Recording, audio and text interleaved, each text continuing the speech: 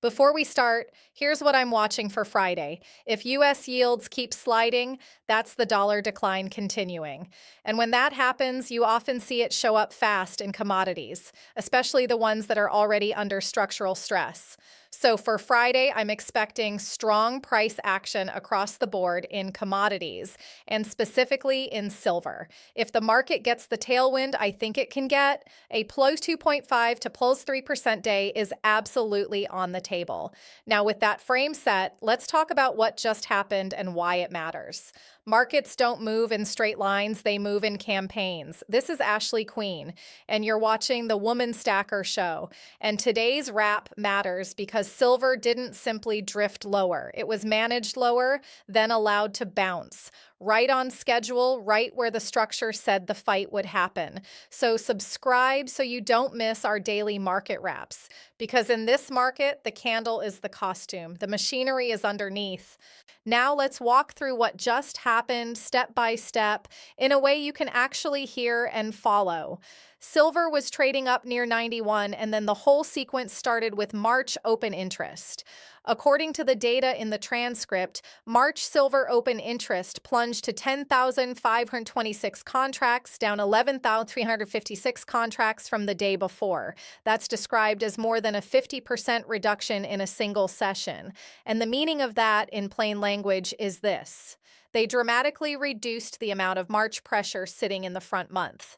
The transcript frames it as going from facing potential delivery obligations of over 110 million ounces down to about 52.6 million ounces. Then came the halt. And this is where the story stops being about charts and starts being about market plumbing. During Wednesday's metals trading pause, while retail was locked out, the transcript says 31,128 contracts changed hands. That number keeps returning because it's not what people expect to see when normal participation is restricted. When trading resumed, silver had already been slammed about $4 lower, and then it didn't stop. It came in waves. Another wave, then another. The transcript describes silver being driven down roughly $6 from about 91 to 85 in a series of moves it calls not organic selling. Now, whether someone agrees with every word of that interpretation or not, the sequence itself is the key. Massive reduction in March pressure, a halt with large contract activity, then an immediate repricing lower once trading reopens. That's the rhythm. That's the signature. And then right on cue, the market tagged the level we talked about. The transcript points to the 150 EMA on the hourly chart as the confluence zone to watch. Price dropped to 85, bounced from that area, and then recovered up toward 88, where it was sitting when the transcript was recorded. I want you to understand why this matters. Not because it proves anyone is a prophet. It doesn't. It matters because this is what tape reading actually looks like. You don't call direction. You identify the level where the battle is likely to happen, then you watch what price actually does when it gets there.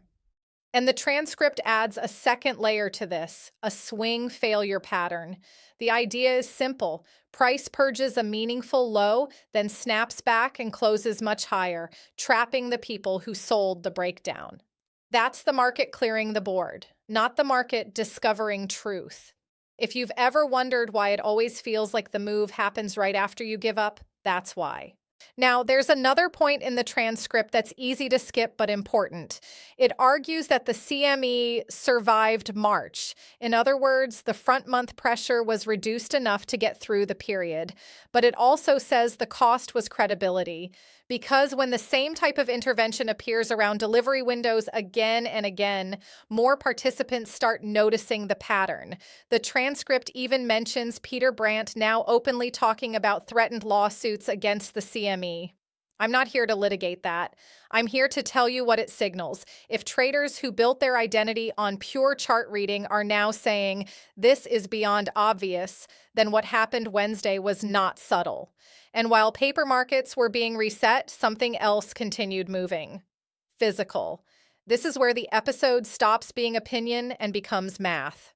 The transcript says COMEX vault data showed 1.3 million ounces drained while the lights were out during Wednesday's halt.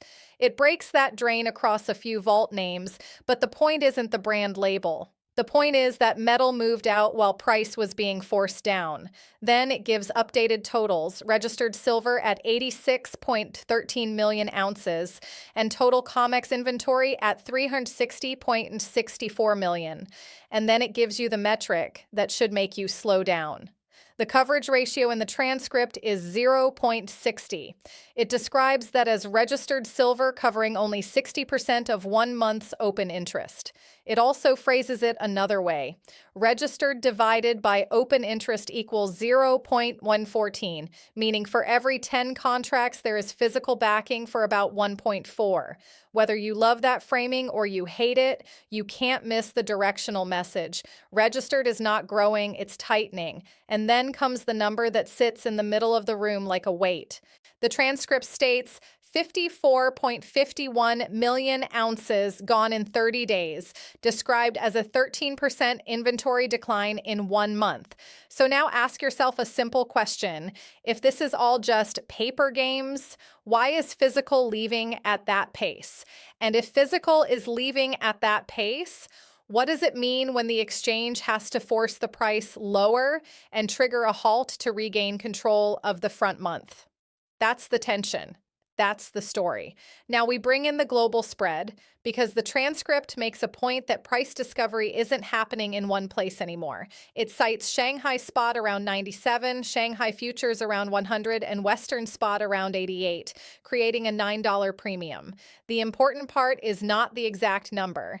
It's that the premium is persisting through halts, forced sell-offs, and failed breakouts. The transcript argues that this isn't temporary arbitrage, it's structural separation.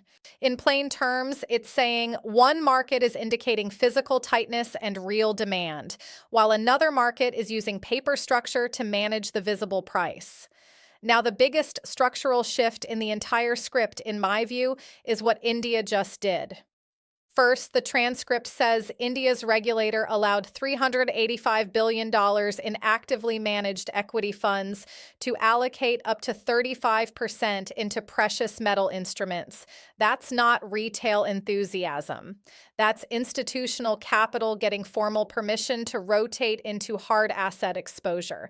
But the second part is the one most people will miss, even though it's the real headline. Starting April 1st, India's regulator directed mutual funds to use domestic stock exchange spot prices to value physical gold and silver holdings, not LBMA prices anymore. That is a decoupling move. It's not saying why we don't like London. It's saying we are no longer going to outsource benchmark valuation to London. And as wealth moves east, that matters because valuation rules are where the architecture of price discovery lives. If you control valuation, you influence the benchmark. If you influence the benchmark, you influence the flows. So when you put that next to a persistent Shanghai premium, and you put that next to metal draining from vaults, the larger direction is clear. The world is slowly building alternative rails. Now, the transcript ties this back to Jane Street again. It repeats that Jane Street added 20.6 million SLV shares in Q4, making them the largest holder with a $1.3 billion position. It then brings in an additional story through a lawsuit around Terraform and information flow. And the reason it brings it up is to make one core point. Concentrated institutions operate with information asymmetry. And when stress hits, retail absorbs the damage while institutions harvest volatility. Again, you don't have to agree with every allegation to understand the lesson. When a player is that large and the market structure allows them to benefit from disorder, disorder becomes a feature, not a bug. Now, let me be honest, because we don't do cheerleading here. The transcript itself includes a delay case. It says the exchange can keep rolling March contracts into May and July and push delivery pressure out. It also says they've shown they'll halt and flush specs when things get uncomfortable. And it notes the Shanghai premium could narrow if industrial demand softens. Those are real delay levers. But then it gives you the list of what they can't really control, and this is where the weight of the evidence starts to stack. They can't stop 1.3 million ounces from from draining during a halt if participants are losing confidence. They can't erase a persistent $9 premium if arbitrage is easy and supply is comfortable. They can't make India decouple from LBMA pricing on April 1st if India expects Western dominance to remain permanent. They can't make a coverage ratio at 0.60 look like abundance. And they can't make 54.51 million ounces disappear in 30 days if nothing is changing.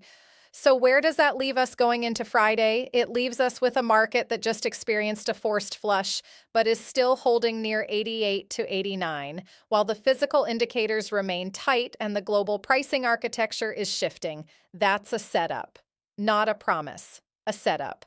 And if you're watching the right things, you'll notice the most important moves often start quietly, not with fireworks, with steadiness. The forced sell-off shakes people out, then the market starts acting normal again, while the plumbing stays abnormal. That's when you pay attention. So here's the bottom line. This week wasn't one event, it was a chain. A front-month pressure reduction, a halt, large contract activity during restricted conditions, a forced repricing lower, a bounce precisely off the hourly 150 EMA, physical metal leaving vaults anyway, a persistent premium in Shanghai, and India preparing to value metals off its own exchange spot prices starting April 1st, not LBMA. That is not one storyline, that is a structural shift told through multiple data points. Price is the headline, structure is the story. This is Ashley Queen, and this is Woman Stacker. Subscribe so you don't miss our daily market wraps, and watch this video right here because it's a perfect fit for you. I'll see you on the other side.